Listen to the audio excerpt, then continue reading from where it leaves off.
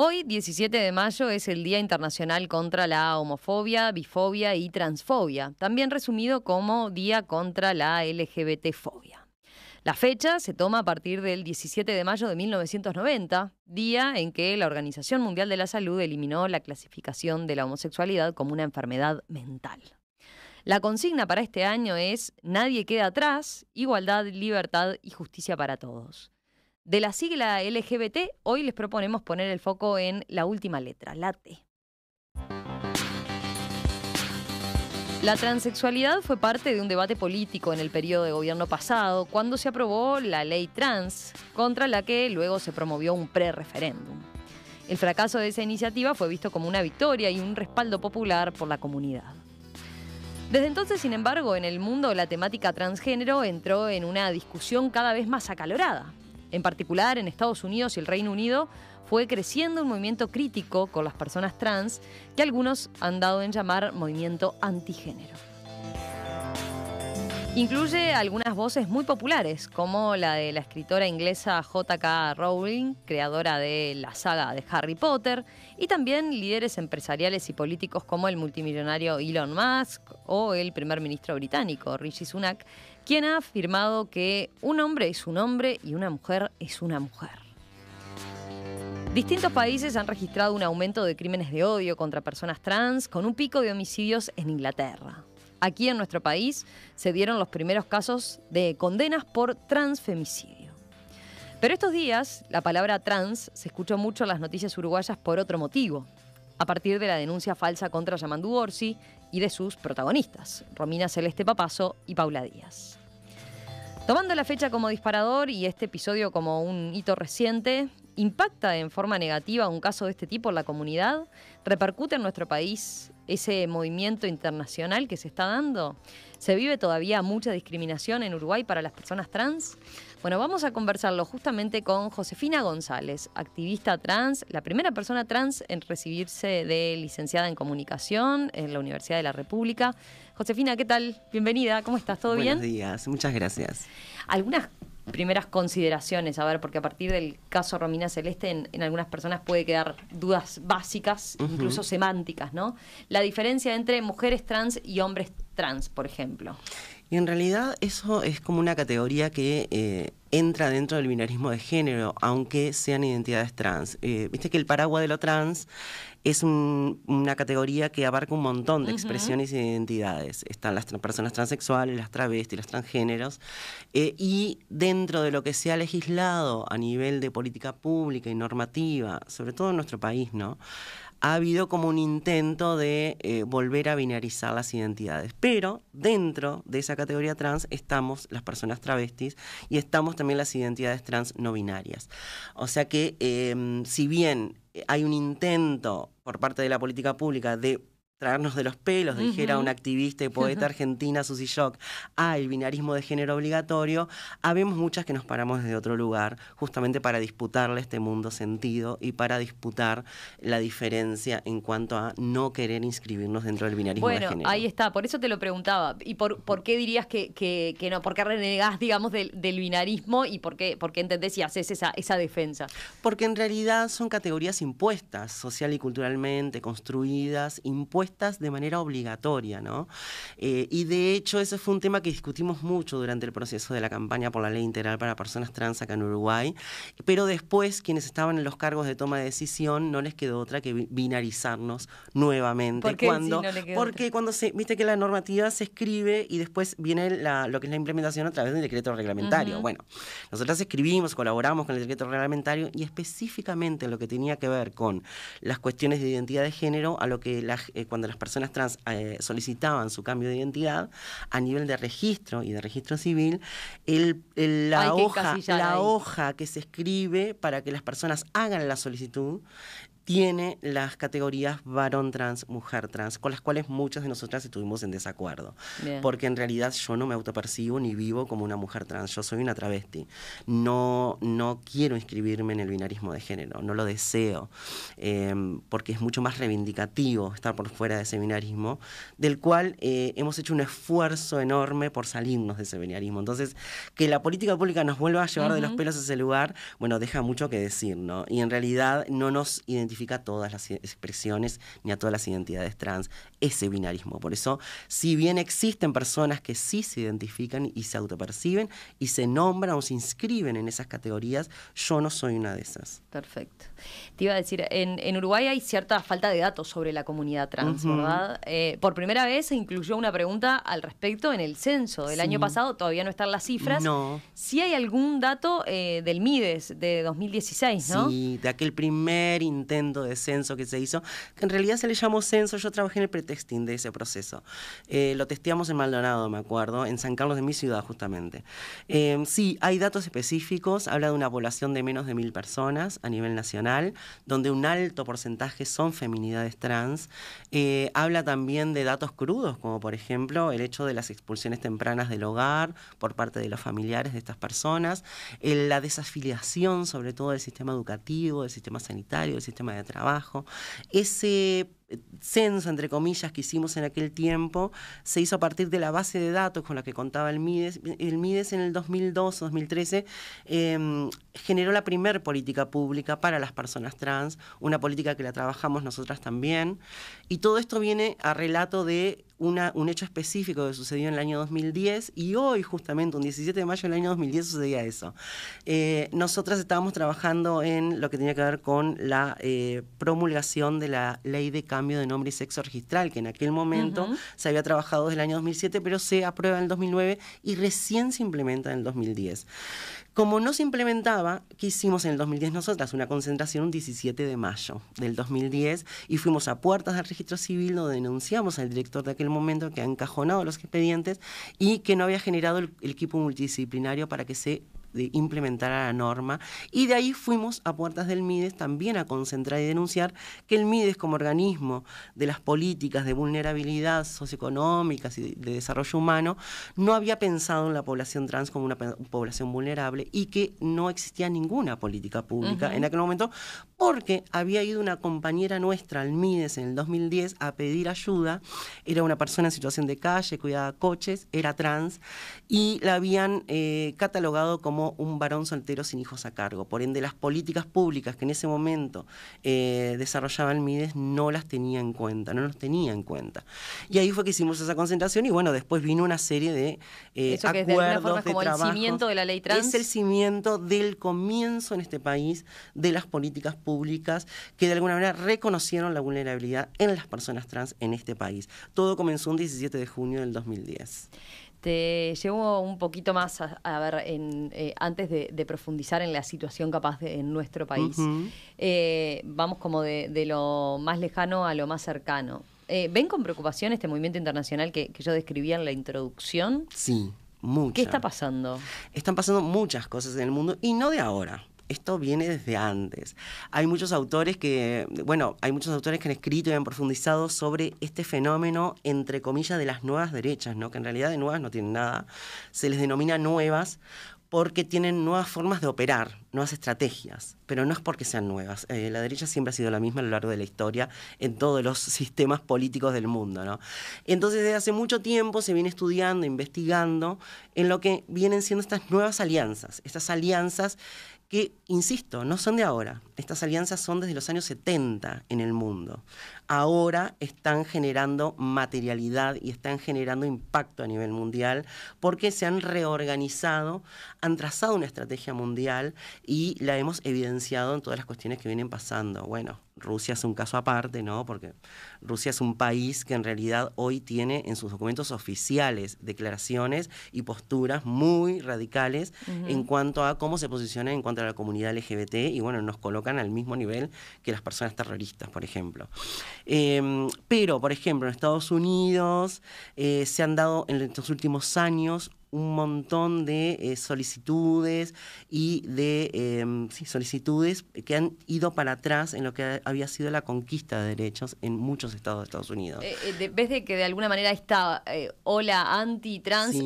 es como en reacción a lo que se había avanzado en materia de derechos la última década? Sí, totalmente. Es un fenómeno global. Muy abarcativo. Hay algunos autores, de hecho estos días estaba leyendo a una periodista argentina que tiene un posgrado, que no me acuerdo especialista en qué es, pero ella entrevista a una activista brasilera que ella es antropóloga, y esta activista fue una de las que integró el equipo de especialistas que en el año 2006 en Indonesia escriben los Principios de Yogyakarta.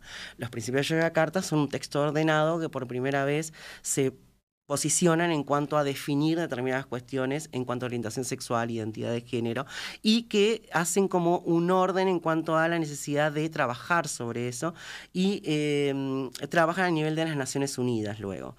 Entonces, todo este movimiento lo que viene haciendo es organizándose de manera mundial en alianzas directas, porque los primeros textos, si vamos a la historia, los primeros textos, las primeras, ¿cómo decirlo?, inscripciones en lo que hoy se denomina ideología de género, entre comillas, salen de lo que fue una encíclica de Juan Pablo II en el Vaticano en los años 70, 80.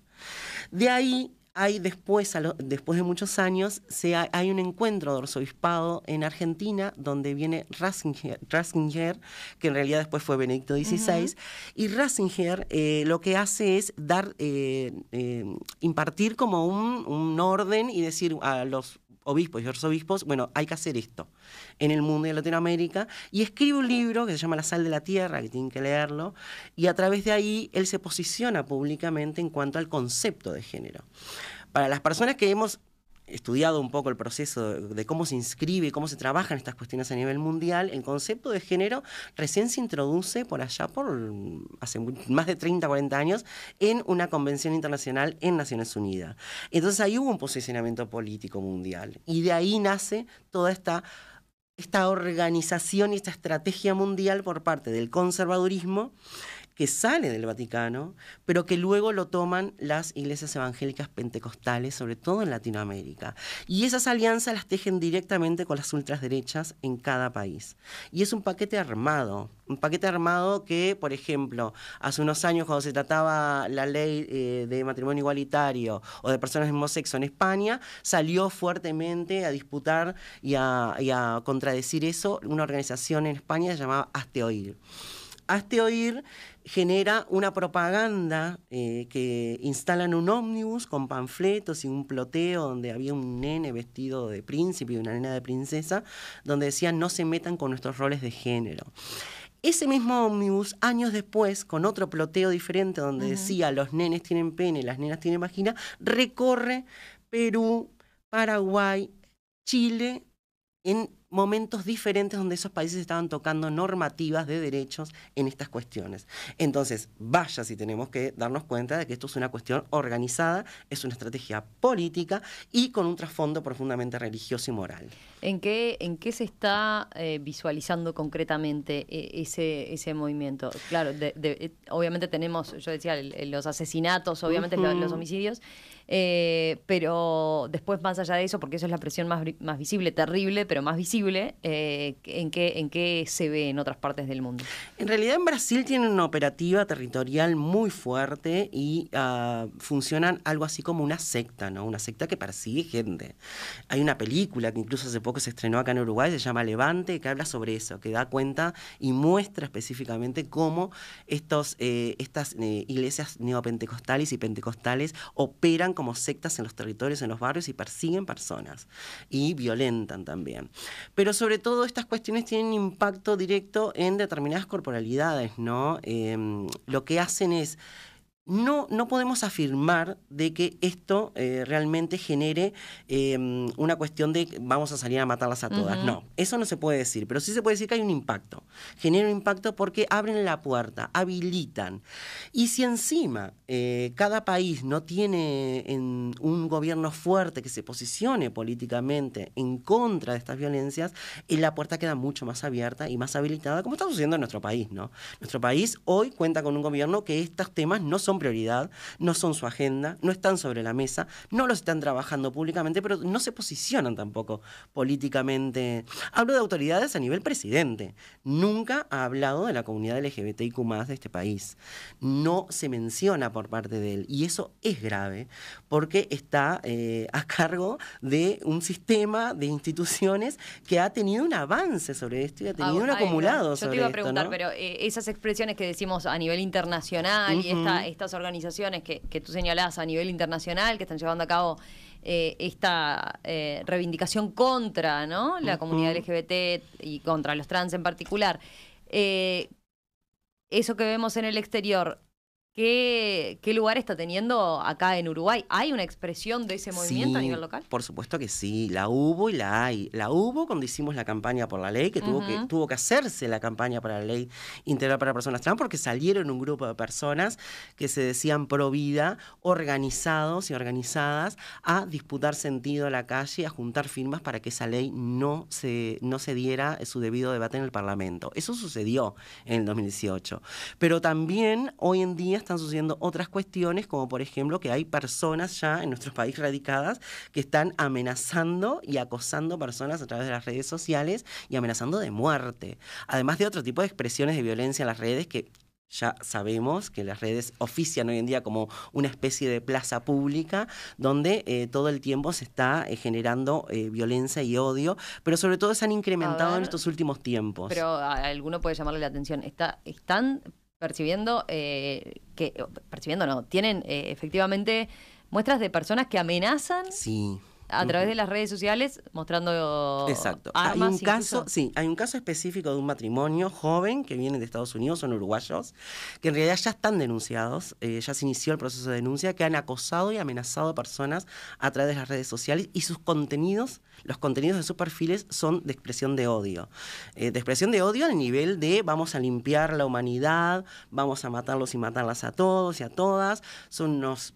No puedo reproducir los insultos porque son palabras fuertísimas que utilizan, hacen videos incluso, pero han hecho amenazas concretas y directas a algunas personas conocidas nuestras que ya por suerte radicaron la denuncia y eso comenzará en un proceso de investigación. Bueno, esas cuestiones son cuestiones materiales que se materializan, que se corporabilizan a partir de que tenemos un gobierno y vivimos en un país donde no hay un posicionamiento claro ni fuerte en contra de estas cuestiones. Bueno, ¿no? Yo te iba a preguntar, ahí está. Eso que tienen como localizado y que decís, bueno, es un grupo concretamente, ¿no? Que forma parte de estas alianzas que señalás. ¿Cómo se traduce después en el común de la gente? Quiero decir, a ver, ¿qué perciben o qué pasa con la discriminación? ¿Qué visión tienen al respecto? Ha venido en aumento. Cuestiones que no pasaban hace 10 años atrás están volviendo a suceder. Por ejemplo, ¿cómo se da eso? Porque hay quien puede pensar, bueno, a ver, con la ley trans, ya está, esto se va como avanzando una visión mucho más abierta y se da un salto en materia de derechos humanos. Pero vos decís, no hay, por ejemplo, no hay encuestas que indiquen algo al respecto. No, y no hay tampoco, viste que una ley no te hace el cambio de vida, no implica un cambio de vida. La ley encuadra, te da un marco. Sí. Después el cambio, y todas las que trabajamos en estas cuestiones, en derechos humanos y en política. Bueno, pero la discusión política sí puede tener. Sabemos que la disputa es cultural, ¿no? O sea, acá el cambio va por el lado cultural y ahí es donde hay que dar la pelea, y eso es en proceso, eso lo entendemos. Eso es entendible. Pero en realidad lo que sucede en este contexto, y más con el caso este que nombraste vos hace un rato, de Papazo y de Díaz, lo que ha habido es una cuestión de visibilidad pública y de mucha exposición y de mucha persona que se ha jactado y se ha expresado con mucho odio con respecto a nuestras identidades, dado este emergente, ¿no? Y eso ha impactado sobre las nuestras, ha impactado de manera muy negativa. Y acá no estoy hablando de derechas, estoy hablando también de izquierdas, porque hay personas también que se inscriben en las izquierdas que han dicho cosas espantosas públicamente con respecto a las personas trans. Y eso impacta materialmente después sobre nuestros cuerpos. Tiene que ver con que la gente hoy nos está mirando raro, nos está mirando mal. Tiene que ver con que a mí me pasó hace muy poco tiempo, y yo soy una cara conocida, de que una pareja se me rió en la cara, y eso no me pasaba hace 15 años en este país. Entonces estamos volviendo, estamos teniendo una regresión que es palpable, que es real, que todavía no se ha estudiado, capaz que no se ha investigado, capaz que no se ha hecho una encuesta, pero nosotras la estamos viviendo, la estamos sintiendo en la piel y en la cara. Y eso... ¿Y eso pero lo atribuís por supuesto que sí, al esta contexto. situación Sí, ahora, al concretamente contexto. a lo de Romina Papazo y Paula Todo Díaz? el contexto, a todo el contexto, todo lo que viene pasando en Latinoamérica y todos los mensajes de odio que se leen públicamente con una impunidad tremenda. Gente en medios de comunicación de nuestro país, personas, comunicadores, comunicadoras, políticos, tratando a estas personas desde el punto de vista del género masculino, ninguneándolas, despotricando, depositando como mucha rabia, mucha cosa ahí, y lo que hubo fue un afloramiento muy perverso de la transfobia. O sea, este país lo que demostró en este proceso es que es puramente transfóbico, que seguimos siendo muy transfóbicos, y eso emergió a partir de este caso en particular. Y eso impacta sobre las nuestras de manera muy negativa. Por eso yo después hice un ¿Lo han posteo. hablado? ¿Qué es lo que señalan en general? O sea, ¿cómo lo vivieron? Digo, porque para ustedes fue obviamente un terremoto, una situación que seguramente no se esperaban. No. Y repercute de esta forma. Lo hablamos entre nosotras, entre las que nos conocemos, nos juntamos, nos encontramos y siempre salta el tema. Y también hemos tratado de activar algunas cuestiones de, bueno, por ejemplo, nos reunimos con una periodista para hacer una nota sin dar nuestros nombres, para que ella tuviera contenido, para que pudiera escribir desde otro lugar, para correr el eje. Porque acá el eje... si bien fue el caso específico y la denuncia falsa, acá el eje está depositando mucha violencia y mucha transfobia sobre estas dos personas que tenían un nivel de exposición tremendo, pero que también eran parte de nuestra comunidad. Bueno, si bien no la integran, porque no son parte de ningún colectivo organizado, ni tampoco son activistas, son personas trans. Y no dejan de ser personas vulnerables. Por más de que, porque yo acá no estoy intentando justificar un delito, no, todo lo contrario. Lo que estoy diciendo es, nadie miró a esas personas como vulnerables. Siempre las vieron como perversas, como todo lo que está mal, y todo lo que hicieron fue espantoso. Sí, claro que lo que hicieron fue espantoso, pero no dejan de ser personas vulnerables. Entonces, y nadie se paró desde ese lugar, al contrario, las humillaron, las atacaron, las insultaron, prácticamente las apedrearon públicamente. Y eso fue con una naturalidad, se dio con una naturalidad. Todo el mundo tenía algo que decir con respecto a ellas y a descargar su odio hacia ellas, pero en realidad era hacia las nuestras también. Y eso es perverso, termina siendo perverso y no te da como mucho margen. Y también hay que hacer análisis de qué loco, ¿no? Qué loco que justo dos identidades trans que se hicieron visibles, que tuvieron un lugar tan grande de exposición, fueran tan apedreadas. O sea, ese análisis hay que hacerlo también. Es necesario de hacer. ¿Quiénes en la comunidad trans, Romina Celeste Papazo y Paula Díaz, eran conocidas? Vos decías, no eran activistas. No, nunca fueron activistas, ninguna de las dos. Tengo muchas conocidas, contactos de compañeras que compartieron trabajo sexual y esquina con Paula Díaz. A Romina la conocemos muy poco, casi nada. De hecho, ella siempre se para desde un lugar, desde la soledad y desde la lejanía en cuanto a los temas travestis trans de nuestro país. De hecho, se ha expresado públicamente que ella está en contra de los derechos para las nuestras, etcétera. Y eso tiene que ver con cuestiones de falencias, son falencias y carencias y lejanía. Pero es común ese aislamiento, digamos. Es común. En las nuestras es común, sí. Sí, porque hemos vivido solas. Y hemos estado por fuera de todo, ¿no? De hecho, en este último tiempo, si bien hemos hecho un intento o un acercamiento a generar política pública y normativa que de alguna manera reconozca nuestros derechos, en realidad a lo largo de toda nuestra existencia hemos estado por fuera del sistema. Entonces, es obvio que se produzcan este tipo de personas al vivir tan por fuera de todo.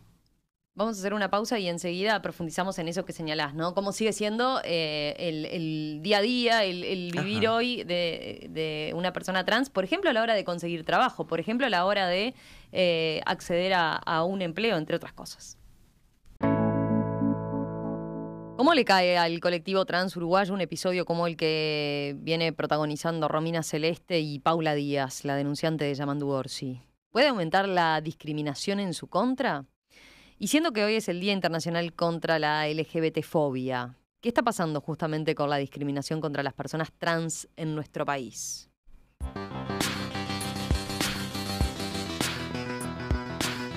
De eso estamos conversando hoy aquí en Perspectiva con Josefina González, activista trans, licenciada en comunicación social. Hicimos un panorama, Josefina, de la tendencia en el mundo, la situación en el mundo, cómo lo ven acá ustedes, este último hecho, decíamos, de Romina Celeste, Papazo y de Paula Díaz. Miraba por otro lado los mensajes de los oyentes. Hay, por ejemplo, hay quien dice, bueno, muy buena entrevista, abre muchas cabezas y caen prejuicios. Hay quien plantea, bueno, suelo decir, a ver, perdón que se me perdió, pero suelo decir que voy a creer que nuestra sociedad no es transfóbica el día que tengamos uno o una ministra o ministro de ganadería trans o travesti. Inimaginable, ¿no? Después, hay quien pregunta desde el absoluto respeto y lo plantea así, haciendo la advertencia de que capaz que es muy ignorante y obvia mi pregunta, dice, pero plantea, por ejemplo, ¿cuál es la filosofía de la colectividad LGBTI? ¿Tiene su lugar en la sociedad? Con respeto lo planteo, dice. O promover para que haya más personas en esa elección de vida. ¿Qué respondes al respecto ahí? Qué linda pregunta. No, ninguna porque pregunta. Va al fondo. Sí, va al fondo y va a las raíces también. Me parece interesantísima. En realidad, esto me retrotrae justamente a los orígenes de esta lucha. Esta lucha organizada mundialmente tiene que ver con salir del ostracismo, salir de la oscuridad, salir del oscurantismo. Creo que profundamente tiene que ver con las libertades y profundamente tiene que ver con el amor y con la posibilidad de ser de las personas. No hay acá una promoción, no nos interesa eso, lo que sí nos interesa es construir una mejor humanidad, como también dice esta poeta y amiga travesti argentina, es construir otra humanidad posible, una humanidad más respetuosa, una humanidad que habilite las posibilidades, una humanidad que no persiga, que no mate, que no juzgue, que no odie, sino todo lo contrario. Creo que tiene que ver con eso esta lucha y tenemos que quedarnos con esas ideas en la cabeza. No estamos buscando promocionar nada, no, estamos diciéndole a este mundo... Bueno, también voy a usar una frase de esa activista poeta, este mundo que ha sido heterosexual, que ha instalado un sistema obligatorio que ha sido perverso porque nos ha perseguido, nos ha torturado, nos ha desaparecido, nos ha matado y sobre todo también nos ha querido reconvertir. Sí, este sistema ha sido violento porque ha querido reconvertirnos y bueno, y eso lo engancho con la noticia esta de lo que pasó en Perú hace muy pocos días, ¿no? De que salió una resolución a partir del Ministerio de Salud de Perú, donde declararon a las identidades transexuales como personas enfermas mentales. Y eso es gravísimo, es muy grave, además de que es tristísimo, porque nos regresa 40 años para atrás. Porque, sí, yo citaba la fecha, ¿no? En 1990 la Organización Mundial de la Salud quita esa categoría. Y hoy Perú nos vuelve a meter de los pelos ahí otra vez. Y es grave, y estoy muy dolida por las compañeras y los compañeros peruanos, porque eso va a abrir la puerta a las terapias de reconversión. Terapias que se usaron en todo el mundo durante tantos años. Bueno, vino gente de Estados Unidos, incluso a dar charlas acá hace unos años sobre esas terapias. Y eso es gravísimo, porque ahí te das cuenta de la perversión de este mundo, de la obligatoriedad que genera este mundo, que cree que solamente hay una posibilidad o dos posibilidades de ser y que nos quiere obligar a ser de esa manera. Ahí está la perversión, ahí está el odio y eso es lo que denuncia la comunidad LGBTIQ+ a nivel mundial. No queremos pertenecer a esa humanidad, no queremos ser parte de esto. Somos otra cosa y queremos poder vivir en paz con esto y que no seamos motivo ni que estemos expuestos a violencias o asesinatos o a cuestiones que tengan que ver con las violencias por ser quienes queremos ser, por estar con quienes queremos estar. Tiene que ver con eso fundamentalmente. Josefina, te hago otra pregunta que plantea Gerardo a partir de lo que señalabas del caso de Romina Papazo y Paula Díaz. Dice, Josefina dice que Romina y su amiga nunca fueron vistas como personas vulnerables y fueron apedreadas. ¿Cuándo fue eso? Porque también es cierto que la sociedad les creyó y las protegió hasta llevarlas de la mano, dice en referencia a una imagen que se vio, ¿no? en el caso Penades, vinculado a su defensa. Pero dice, se las vio como víctimas también solo con el aval de su palabra. ¿Se dio un cambio en la situación? Porque es cierto que en un primer momento hubo dos momentos muy distintos, ¿no? Cuando se plantea incluso la denuncia en una primera instancia por parte de Romina Celeste en contra de Gustavo Penades. Después cuando se da esta situación vinculada con Yamandu Orsi en una primera instancia, donde también se involucra a Paula Díaz, y después cuando nos enteramos de lo que todos nos enteramos en estos últimos 10 días, ¿no? Lo de la falsedad de aquella denuncia. ¿Perciben una situación diferente ahí? ¿En qué sentido decís vos? No, en cuanto a lo que planteaba el oyente, ¿no? Que tú señalabas, bueno, nunca fueron vistas como víctimas, pero es cierto que a nivel social también hubo mucha empatía en aquel momento, en esa primera denuncia de Romina Celeste, ¿no? Sí. Y la cosa cambió notoriamente, cuando se quedó al descubierto que era falsa esta segunda denuncia, ¿no? Sí y no, porque en realidad ella siempre desde el primer momento, primero hay como dos momentos diferentes sí en los casos, ¿no? El caso Penades es un caso aparte, es un caso que no puede ser comparable con este otro.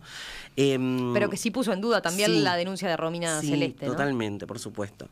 Lo que quise expresar es que lo que sucedió con este nivel de exposición de ella fue que en todo momento estuvieron súper expuestas, pero también expuestas a las violencias, a los comentarios violentos, desde descalificaciones, insultos, este trabuco, este puto, incluso desde personas que se inscriben dentro de las izquierdas o de los progresismos, también hubo personas que dijeron esta prostituta, que qué le vamos a creer, y un largo etcétera de descalificativos hacia la persona, colocándolo en lugar de segunda persona o de segunda ciudadanía. Y eso es lo grave, y ahí es donde afloran los transfobias, los odios, las cosas que tenemos tan inscriptas que no hemos logrado preguntarnos ni hemos logrado deconstruir, o por lo menos no hemos logrado sacárnosla de la cabeza. Tiene que ver con eso. E insisto en que yo no estoy intentando acá justificar el delito, no, el delito existió, la denuncia falsa existió, de hecho están hoy en día pagando por eso. Lo que estoy diciendo es que no hay una mirada social en cuanto a ellas como personas vulnerables, pertenecientes a una comunidad que lo que hizo de sus vidas fue espantoso y que quizás son un producto de eso. Tiene que ver con eso. Esa mirada no estuvo sobre la mesa. Si bien hubo algunos personajes políticos que sí se posicionaron desde ahí y dijeron, bueno, pertenecen a un colectivo de personas vulnerables, pero ese fue un mínimo comentario. Más al resto fue todo odio y transfobia hacia ellas. Y hay que saber separar las cosas, porque en realidad todas las personas pueden cometer delitos, no solamente las personas trans. Te veo como en una posición complicada, ¿no? Porque por un lado tú señalaste, ¿no? Le generó mucho daño esta situación al colectivo, ¿no? Pero por otro lado estás tratando de llevar una reflexión de la sociedad de lo que faltó en este caso y lo que implica para el resto también, ¿no? Cuidando el resto de la comunidad. Exacto. No, y cuidándolas también a ellas. Está bien, claro. Más allá de que entiendo lo que se metieron, entiendo la perversión que se dio en este proceso, entiendo a lo que se prestaron también, al juego que se prestaron. Todo eso lo entiendo clarísimo. Pero también las veo como personas vulnerables. No puedo dejar de verlas porque yo soy ellas y esas soy yo, son yo. Entonces es difícil disasociarse y alejarse de sus realidades porque sus realidades también me tocaron a mí. Entonces ese análisis no hemos logrado hacerlo. Después hay preguntas interesantes, temas interesantes. A ver, en el caso de ustedes que vienen estudiando tanto estos movimientos anti, ¿no? Dice Eduardo, para mí la pregunta clave es los que no están de acuerdo, ¿qué quieren hacer con las personas trans? ¿Ponerlas presas en manicomios? ¿Ustedes tienen detectado eso? ¿Qué es lo que hay detrás? Sí, detrás lo que hay es en realidad hay un concepto que también elaboran las activistas argentinas, que acá lo que hay es un identicidio, lo que está sucediendo a nivel Latinoamérica, ¿no? Y cada vez está más claro. El identicidio es como un genocidio, es la eliminación de las nuestras. Y eso no pasa de ahora, eso viene pasando hace muchísimo tiempo en Latinoamérica. Bueno, Brasil es el país que más mata a personas travestis o trans en su país. Anualmente la cifra es altísima. Hubo años que llegaban a 250 por año en en cuestiones de asesinatos, ¿no? Y hay una espectacularización también en Brasil de eso. De hecho, en el proceso, la gestión de Bolsonaro hubo gente que filmaba cuando las golpeaba y después lo reproducían en las redes. Y eso también es peligrosísimo, además de perverso, ¿no?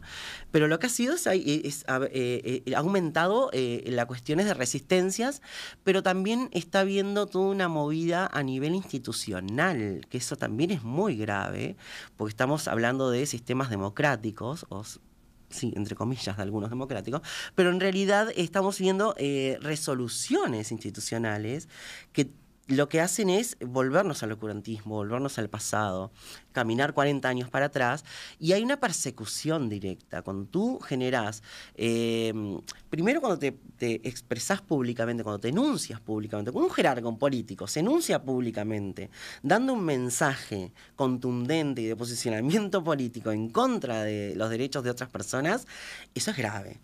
Cuando se dan movimientos, y que nuestro país no está exento de eso, porque nuestro país hoy cuenta con una circular de ANEP donde prohíben el lenguaje inclusivo a la interna de ANEP. También un intento de anteproyecto de ley por parte de Cabildo Abierto para prohibir el lenguaje inclusivo. Entonces, cuidado cuando los organismos o las instituciones prohíben cosas, porque ahí se coartan libertades, pero también se abre la puerta a las persecuciones, al encarcelamiento, al amedrentamiento, en definitiva al disciplinamiento. ¿Qué es lo que busca este movimiento mundial antigénero o antifeminismos o anticomunidad LGBTIQ+? Lo que busca es disciplinar, es decirnos, ustedes no pueden ser así, por ende las vamos a intentar volver a la normalidad, y si no podemos volverlas a la normalidad, las vamos a eliminar. Son esas dos vías que plantean, no plantean una solución, no plantean un mundo amoroso. Sí, después eso se materializa, por ejemplo, lo que pasó en Perú, dijo con la declaración. Entonces, eso es peligrosísimo.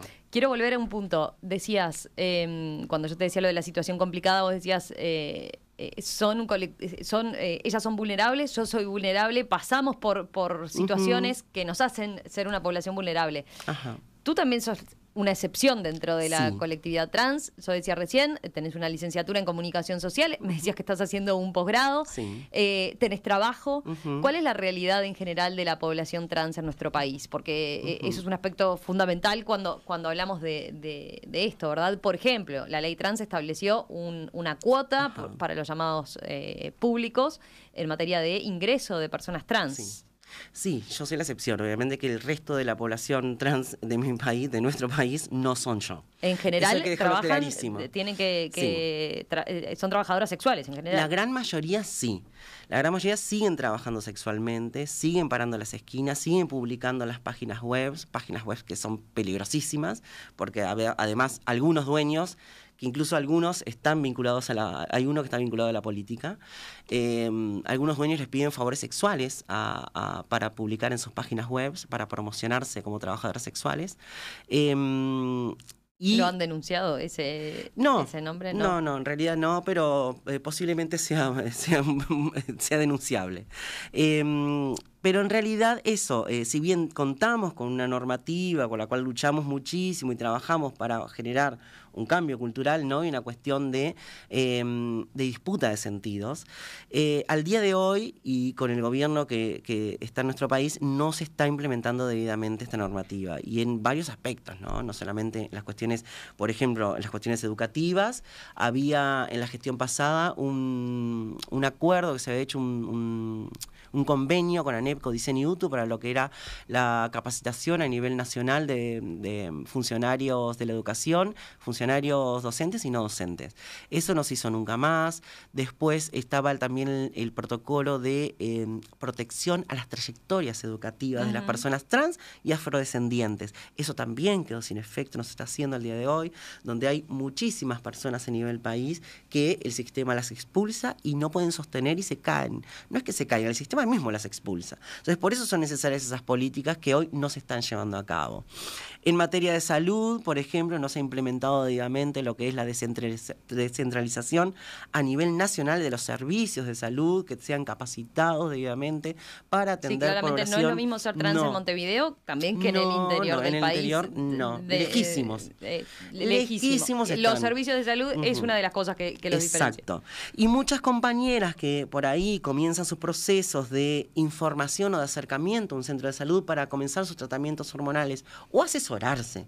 Esas compañeras, muchas tienen que hoy en día viajar a Montevideo y está de menos, eso está mal, porque la idea es que los territorios tengan sus propios dispositivos de salud, porque las personas hagan uso de ellos y que se puedan atender también en el primer nivel de atención, porque las personas trans no vamos al hospital solamente por hormonas, vamos porque nos resfriamos, vamos porque nos engripamos, vamos por un montón de otras cuestiones y muchas veces somos violentadas en esos servicios, y si se continúa sin capacitar, sin bajar la política pública a los organismos competentes o necesarios, las personas siguen sin acceder.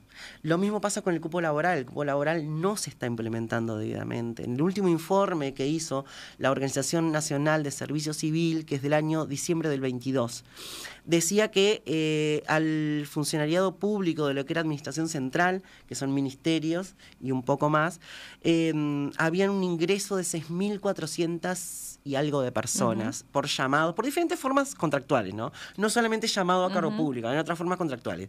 De esas 6.400, si hablamos del 1% en el cupo de los llamados laborales, tendrían que haber ingresado 64 personas trans al Estado. No ingresaron ninguna de esas.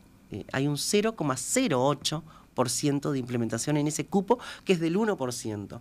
Por ende, nos están debiendo 64 puestos para nuestras compañeras. Y esto viene de la mano de la cuestión educativa. Sabemos que las nuestras no tienen formación, no tienen, por ejemplo, muchas veces el bachillerato completo, pero si también tenés una ley que no la estás implementando a nivel educativo, que no estás protegiendo esas trayectorias educativas, que no estás generando aulas... Me intentaba preguntarte a vos en tu caso particular, ¿cómo hiciste para contraponerte a todas esas adversidades, siendo parte de un colectivo vulnerable y llegar a terminar una carrera terciaria? Me hice muy fuerte, me tuve que hacer muy fuerte y a los golpes, y tuve que trazar estrategias para sobrevivir. No me quedó otra. Y no todas tenemos esa capacidad. Y lo que yo quiero es que no todas tengan que hacerlo. Esa es la idea de esta lucha y de lo que hacemos día a día, de que no todas tengan que golpearse tanto como me lo pide yo, que no todas tengan las puertas cerradas como las tuve yo, que no todas tengan que disimular su identidad ni pasar con vergüenza un baño de una facultad como pasaba yo, que no todas tengan que esperar como esperaba yo, 3 personas delante mío cuando me nombraban por lista, y yo esperaba que pasaran 3 personas y ahí me anunciaba y decía, me nombraste recién, porque en ese tiempo no tenía un nombre que no estaba de acuerdo con mi identidad. Esas son las cuestiones que hemos venido viviendo y que yo tuve que sortear en el sistema, en un sistema que es profundamente expulsorio y un sistema que es profundamente violento con nosotras y que no nos tiene en cuenta para nada. Y por eso son necesarias estas cuestiones. Josefina González, activista trans. Gracias, Josefina, por esta charla. Muchas gracias a ustedes. Volvemos a conversar en cualquier momento. Por supuesto.